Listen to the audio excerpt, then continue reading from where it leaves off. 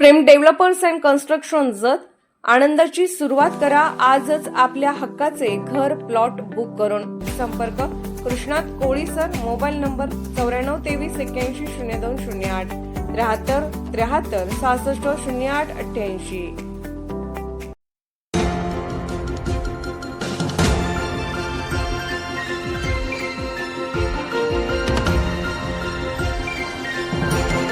आपण पाहत आहात जत मराठी न्यूज। जत नगर परिषदेच्या जाहीर सभेत खासदार विशालदादा पाटील यांचे जोरदार आवाहन। काँग्रेसच्या सर्व उमेदवारांना विजय मिळवून द्या, मतदारांना विनंती। काँग्रेस पक्षाच्या नगर परिषदेच्या जाहीर सभेत बोलताना खासदार विशालदादा पाटील यांनी मतदारांना थेट आवाहन केले की जतच्या सर्वांगीण विकासासाठी काँग्रेसच्या सर्व उमेदवारांना निवडून द्या। जनता आमच्या कामाची साक्ष आहे। सभेत बोलताना ते म्हणाले की गेल्या विधानसभेच्या निवडणुकीत काँग्रेस पक्ष कुठेतरी मतदारांपर्यंत आपले संदेश प्रभावीपणे पोहोचवण्यात कमी पडला। आम्ही जनतेला पक्षाच्या योजना आणि विचारधारा स्पष्टपणे समजावून सांगू शकलो नाही। हा आमचा दोष आहे आणि आम्ही याची दुरुस्ती या निवडणुकीत नक्की करू असे त्यांनी स्पष्ट केले। खासदार पाटील यांनी विशेषतः महिलांसाठी काँग्रेसने राबवलेल्या योजनांची आठवण करून दिली। त्यांनी सांगितले की महिलांसाठी सुरू करण्यात आलेली महत्त्वपूर्ण योजना ही काँग्रेस पक्षाचे नेते राहुल गांधी यांची दूरदृष्टी होती। हीच योजना नंतर भाजपने आपल्या नावावर चालवली व तिची पायाभरणी काँग्रेसनेच केली होती। सभेला मोठ्या संख्येने नागरिक उपस्थित होते। उत्साहात भरलेल्या गर्दीसमोर खासदारांनी नगर परिषदेच्या भावी विकासाचेही आश्वासन दिले। जत शहरात पाणी, रस्ते, आरोग्य, शिक्षण या मूलभूत गरजांवर आम्ही मोठ्या प्रमाणात काम करणार आहोत। त्यासाठी काँग्रेसला पुन्हा सत्ता देणे गरजेचे आहे असं आवाहन त्यांनी केले। या सभेनंतर तालुक्यातील राजकीय वातावरणाला अचानक वेग आला असून आगामी नगर परिषद निवडणूक रंगतदार होण्याची चिन्हे अधिक गडद झाली आहेत।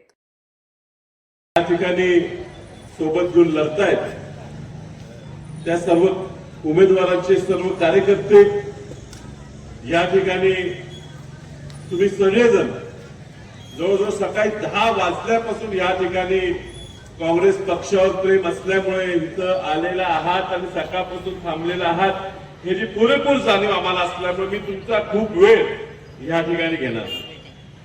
काही दिवसांपूर्वी सभा झाली, त्याच्या काही दिवसांपूर्वी सुद्धा सभा झाली, 5-6 भाषणं सांगलीत येऊन ह्या ठिकाणी जतला आमची पूर्वी झालेलीच आहे। मात्र काही गोष्टी ह्या ठिकाणी सांगणं गरजेचं आहे। दुर्दैवानं विधानसभेच्या निवडणुकीत आम्ही कुठेतरी कमी पडलो। तुमच्यापर्यंत आमचे मुद्दे समजून सांगण्यात, जाती जातीत तेढ निर्माण होतो हे लक्ष तुम्ही ठेवा हे सांगण्यात आणि ह्या महिलांची जी योजना आहे ती फसवी त्यांनी योजना काढतायत हे तुम्हाला समजून सांगणं आम्ही कुठेतरी कमी पडलो।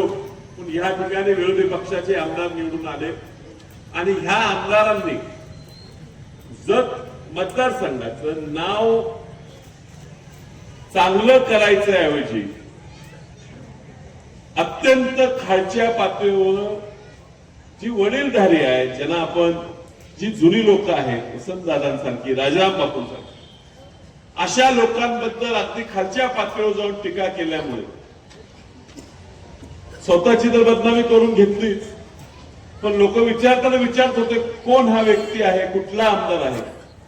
दुर्दैवानं आपल्याला सांगावं लागलं की जतचा आमदार आणि जतची बदनामी या व्यक्तीच्या वागण्यामुळे का कमी पडलो आपण, कुठेतरी समजून लोकांना सांगण्यात कमी पडलो की जो स्वार्थासाठी इथं आलेला आहे, या जतच्या माध्यमातून काहीतरी स्वतःच मोठं करण्यासाठी या ठिकाणी आलेला आहे। या व्यक्तीला आपण निवडून गेलो तर आपण कुठेतरी मागे जाऊ। पण झालं त्यात काय, आता आपण बदल करू शकत नाही, जनतेचा निर्णय आहे। महिलांपर्यंत लाडकी बहीण योजना 1500 रुपयात खूप मोठा फटका बसला याची जाणीव आम्हाला आहे। पण मी पुन्हा एकदा सांगतो, ही जी संकल्पना आहे ही भारतीय जनता पक्षाची नव्हे, ही काँग्रेस पक्षाची, आमचे नेते राहुल गांधींची संकल्पना।